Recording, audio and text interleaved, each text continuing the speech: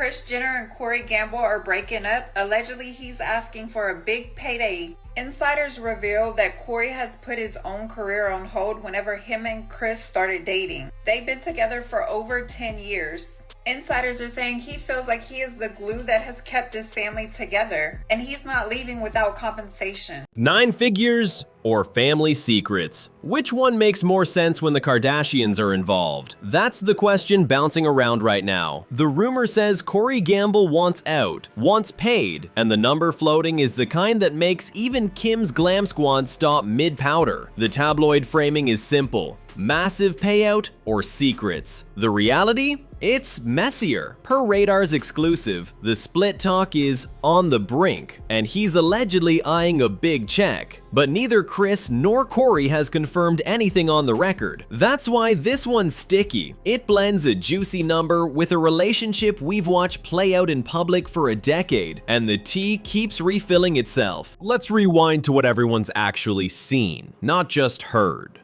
Venice. Jeff Bezos and Lauren Sanchez's wedding weekend. Kris and Corey in that water taxi clip. Lips tight, energy tense. A lip reader later claimed the back and forth was over whether Kris would ride solo. It turned into headlines, and you didn't need subtitles to catch the vibe. Then came Vegas during Beyonce's Cowboy Carter show. Another on-camera flare-up, with witnesses saying Kris walked off after words were exchanged. None of that is a breakup filing. But those moments are receipts for friction, and friction makes the $100 million whisper feel possible even when it isn't proven. Kris Jenner and Corey Gamble. Reports are stating, and have been for the past month, guys, that they are on the brink of a breakup, but that Kris Jenner won't go away quietly, and that Corey Gamble simply cannot take it anymore. Quick reality check while we're here, because the internet loves a myth. California doesn't do common law marriage. There isn't a magic "we hit 10 years, now pay me" rule. If there's a major payout in a long-term unmarried breakup, it usually hangs on contracts, property and business ties, NDAs, or a Marvin-style palimony claim. Basically, an argument that there was an agreement or implied promise. That's why lawyers say timing alone isn't a paycheck. So when you see comments about a 10-year mark unlocking some secret spouse-level entitlement, that's fan fiction, not state law. But here's where it takes a left turn. The Diddy orbit. Federal agents raided Combs' homes in Los Angeles and Miami back in March 2024. That's not gossip, that's federal paperwork and national outlets on the scene. You saw the choppers, the tape, the convoy. From there, the story exploded into indictments and trial coverage months later, with prosecutors using one phrase over and over: freak-offs. The gist in court filings and reporting was that these were elaborate, coercive sex performances. And after those raids, prosecutors claimed they found what they called freak-off supplies, including a staggering amount of baby oil and lubricant. It's ugly, it's documented in coverage, and it's why anyone tangentially linked to Diddy keeps catching strays, whether they're actually involved or not. And if that sounds like Hollywood folklore, wait till you hear this part. A lawyer named Ariel Mitchell Kidd went on TV and said she was contacted to broker the sale of a Diddy tape. Her line that grabbed everyone? The other person in it was more high profile than Diddy, and based on still images she saw, it looked like they weren't aware of being recorded.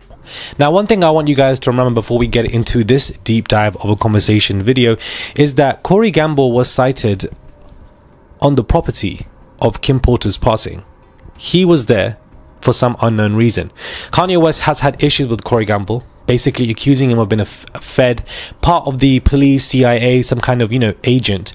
And I do believe that his placing into the Kardashian family was an intentional decision via Kris and people above. That's a sensational claim, and it lit the match for 1,000 Guess Who threads. But here's the quiet receipt. She didn't name anyone. Not in the News Nation hit. Not in the recaps that followed. The interview exists. The identity does not. Not in any credible outlet. That's the difference between a rumor and a record. Of course, the internet doesn't wait for court exhibits. It pulls in everything that feels adjacent. A DaBaby story about being in a small late-night room at a Diddy party where Beyonce and Jay-Z were present? That clip keeps recirculating.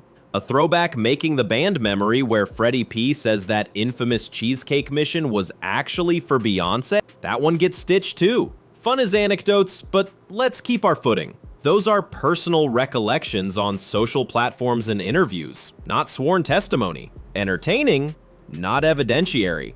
File them under color, not proof. There's also the Kim unfollowed right before the raids whisper that refuses to die. If you're on Threads or Reddit, you've seen it a dozen times. The problem is nailing the timestamp with something better than a fan screenshot or third-party tracker with no usernames. You'll find posts claiming she unfollowed within 24 hours, others pushing back with "show me the receipts," and the back and forth never lands on a verifiable primary source. It reads like a narrative people want to be true more than a fact they can pin down. So, interesting chatter, not a confirmation. Keep it in pencil. Now, about the church discourse, because that always bubbles back up when there's Kardashian money talk. Years ago, outlets highlighted California Community Church, tied to Kris and Pastor Brad Johnson, and repeated a line about a $1,000 monthly membership or a 10% tithe.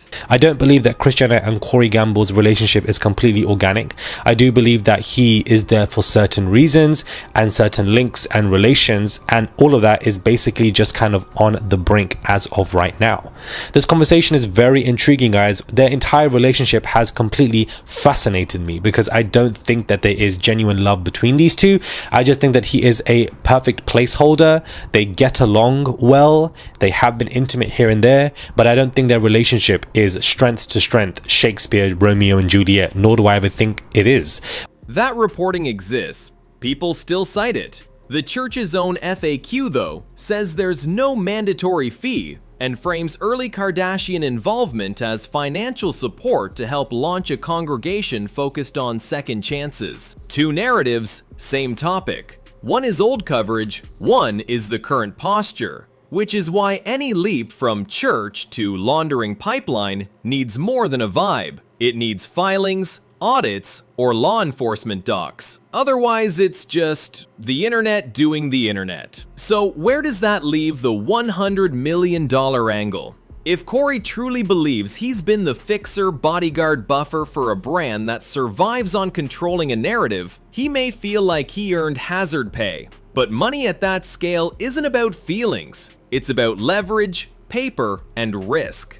What could be on paper? NDAs, management agreements, a house here, a car there, soft power in the form of "I know what happened at X." That last part turns into urban legend faster than you can say Hulu storyline. The leverage only becomes real when it's attached to documents or something that would stand up outside a group chat. That's why "pay me or secrets" reads dramatic, but stays unverified until someone actually moves, in court or in public. There's also the brand calculus. The Kardashians win by turning mess into television, but not all mess is created equal. A water taxi argument? Great TV for a B-plot. A split with a decade-long partner who allegedly knows where bodies are buried? That's not a storyline you casually toss into a mid-season episode without a legal war room. When I see them together on the red carpet or public appearances, I just don't see that natural chemistry between them two.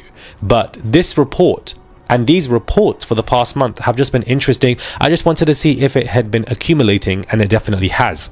Things are really not looking good, guys, for Kris Jenner and Corey Gamble. If Corey and Kris do go separate ways, the first credible receipt won't be a lip reader. It'll be a filing, a joint statement, or a slow roll narrative on the show that carefully preps the audience for whatever the official version needs to be. Until then, you're watching wind move the curtains and guessing what's behind them. Mid-video pulse check. Are we watching a negotiation play out in headlines? It happens. Float a big number. Let the public think you could spill. See if the other side blinks. It's Hollywood's version of say the quiet part out loud and wait. And it works. Sometimes. The risk? overplaying a hand without the receipts to back it. If everyone calls the bluff and nothing materializes, the leverage dissolves fast. If there are real receipts, they tend to surface in a way that protects the holder. Mediated settlements, confidential agreements, or strategic leaks that stop just short of defamation. Real talk, the smartest plays rarely look loud. Let's stack the quiet receipts you can actually point to. Public friction between Kris and Corey? On camera more than once this summer. Federal raids on Diddy's properties in March 2024? Documented by major outlets. Freak-offs as a term and the baby oil detail? They're in prosecutor narratives summarized by mainstream reporting. An attorney saying she was contacted to shop a tape with someone more high profile? On air with no name attached. California's common law myth?